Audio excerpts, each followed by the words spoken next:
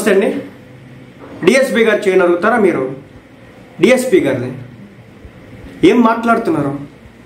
నేను అనుకుంటానే ఉన్నా ఈరోజు వస్తే కనుక ఇక్కడ ఇది వీళ్ళకి ఏదో కంపు చేస్తారు అనుకుంటానే ఉన్నా. అదే విధంగా చేసినారు. ఎక్కడికక్కడ పోలీసులు అడ్డుకట్టేసే ప్రయత్నం అయితే చేసినారు. ఎందుకంటే గొడవలు, ఆ మామిడికాయల బళ్ళు, ట్రాక్టర్లు, విధ్వంసాలు, ఒకడి మీద ఒకటి మీద పడిపోవడాలు, రచ్చ రగడ చాలా చేస్తున్నారు.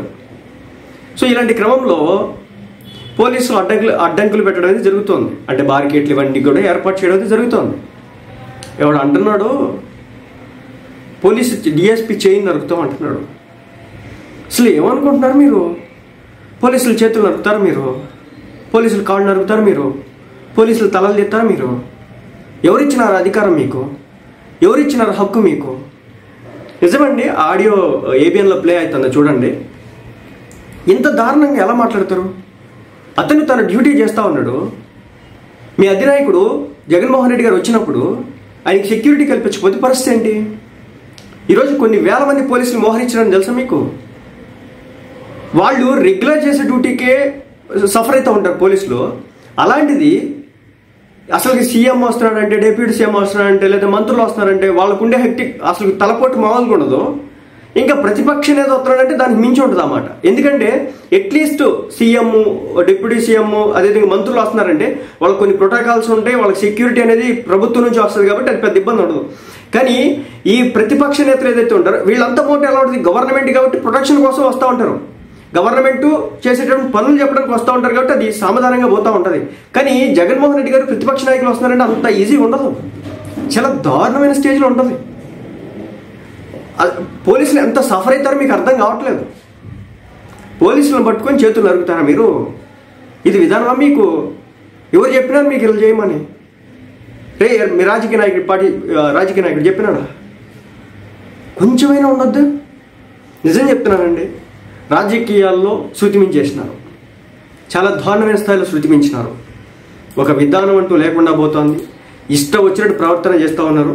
ఈ రోజున చేసినటువంటి రచ్చా రాజకీయం నిజం చెప్తున్నా సామాన్య ప్రజానికానికి కూడా ఏవగింపు పుట్టించినటువంటి పరిస్థితి మామూలుగా లేదు. ఆ స్థాయిలో పుట్టించినారు, ఇబ్బందులు పెట్టినారు, శృతిమించిపోతున్నారు. ఇంకా ప్రభుత్వంలో ఈ రోజుకి కూడా వైసీపీ పార్టీ ఉందనే విధంగా వీళ్ళ ప్రవర్తన చూస్తూ ఉంటే నాకైతే అర్థం కావట్లేదు. పోలీస్ అధికారులకే రక్షణ లేకపోతే వాళ్ళ చేతులు నరుకుతామని చెప్పేసి బహిరంగంగా మాట్లాడుతూ ఉంటే మరి ఆ వ్యక్తుల మీద సరైన చర్యలు తీసుకోవాల్సిన టైం ఆసన్నమైంది. ఆ మాట్లాడిన వ్యక్తులు ఎవరో, ఏంది కదా, వాళ్ళు ఎక్కడో వాళ్ళు ఏందనేది క్లియర్గా ఇంకా బయటికి రావాలి, వస్తుంది. కానీ ఏంటంటే ఇలాంటి మాటలు అంటే ఇది ఎలా ఉంటుందంటే రాజకీయాల్లో ఎంత దుర్మార్గమైన స్టేజ్కి వెళ్తుందంటే, మొన్నోడు వచ్చినాడు మేము అధికారంలోకి వస్తే రప్ప రప్ప రప్ప రప్ప అని అడుగుతూ ఉన్నాడు. తీసుకెళ్ళి బొక్కలో వేసినారు. మారతారా? మారట్లా. మరే ఛాన్స్ కూడా వీళ్ళు తీసుకోవట్లేదు. మనం మారాలి, ఇది విధానం కాదు, రాజకీయాల్లో ఇది సరైన పద్ధతి కాదు అనేది తెలుసుకునే ప్రయత్నమే చేయట్లేదు. పైపెచ్చు మనల్ని ఎవరు రాపే తగ్గేదేలే అంటున్నారు. పోలీసుల మీదకి వెళ్ళిపోతున్నారు.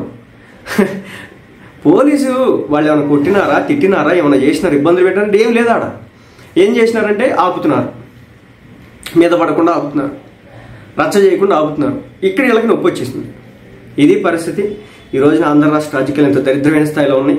నిజం చెప్తున్నా, ఈరోజు ఆ విజువల్స్ కావచ్చు, ఆ వీడియోలు కావచ్చు, ఆ మామిడికాయలు కింద పోసి తొక్కినారు, ఆ వీడియోతో సహా నేను చూపిస్తాను అనమాట. డ్రోన్ వీడియో వచ్చిందన్నమాట.